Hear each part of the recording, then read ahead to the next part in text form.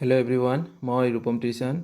আপোনালোক আটাইকে আন্তৰিক স্বাগতম জনাইছোঁ মোৰ ইউটিউব চেনেল অংকুৰণ লাইফলৈ। আজিৰ এই ভিডিঅ'টোত লৈ আহিছোঁ ডিব্ৰুগড় ইউনিভাৰ্চিটিৰ পৰা প্ৰকাশ পোৱা BEd কমন এণ্ট্ৰেন্স এক্সাম 2025ৰ নটিফিকেশ্যনটো, যিটো নটিফিকেশ্যন প্ৰকাশ পাইছে 30 এপ্ৰিলত। চ' নটিফিকেশ্যনটোত কি কি ইম্পৰ্টেণ্ট পইণ্ট আছে আমি সবিশেষ আলোচনা কৰিম এই ভিডিঅ'টোত। ভিডিঅ'টো ভাল পালে লাইক কমেণ্ট শ্বেয়াৰ কৰি দিব আৰু চেনেলটো ছাবস্ক্ৰাইব কৰি দিব আগন্তুক দিনত এনেকুৱা ধৰণৰ ইম্পৰ্টেণ্ট আপডেটবোৰ পাই থকাৰ বাবে। আমি নটিফিকেশ্যনখনৰ মাজলৈ গৈছোঁ।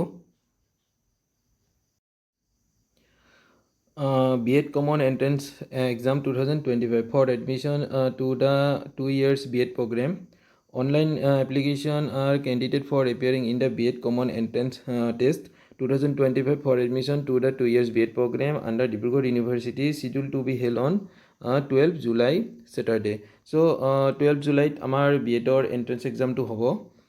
The criteria for admission: candidate with at least 50% mark candidate joner thakibo lagibo, either bachelor degree or master degree in science, social science, humanities, or bachelor in engineering technology of Dibrugarh University or any other university recognized by the Dibrugarh University with specialization in science and mathematics with 55% marks or equivalent grade point are eligible for admission to the program. So a program to admission or 50% mark compulsory. A candidate secure 50% mark or more in the honors slash major subject but less than 50% in aggregate in all the course papers of the bachelor's degree will not be eligible for admission to BEd program, as the requirement is 50% mark in the aggregate. So candidate jonor 50% marks honors thakibo lagibo.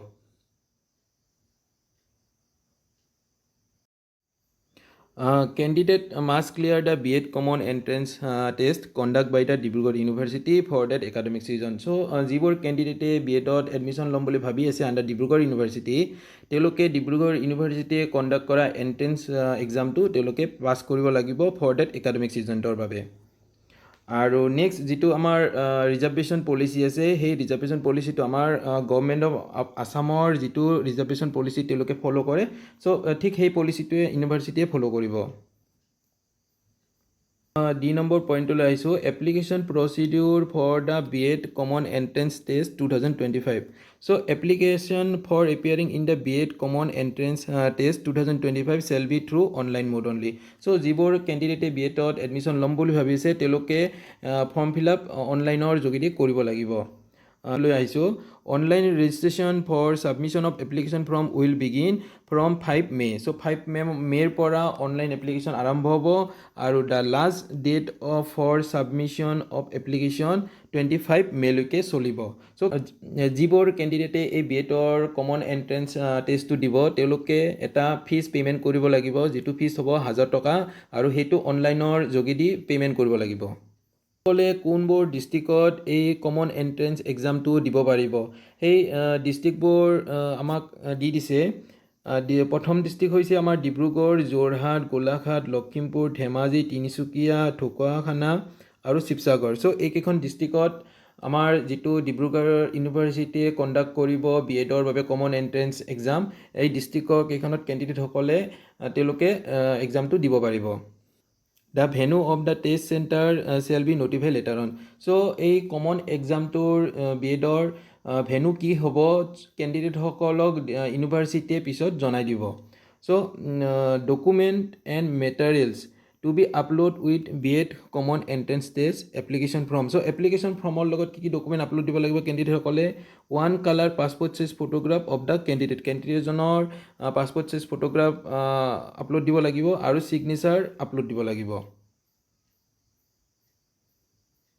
যি চিডিউললৈকে আহিছোঁ, online application portal active on 5 May' 2025 আৰু last date submission of the online application 25 May' আৰু এই BEdৰ common entrance এক্সামটো হ'ব 12 July আৰু ৰিজাল্টটো declaration কৰিব এই বি এডৰ কমন এণ্ট্ৰেঞ্চৰ এইটো 22 জুলাই।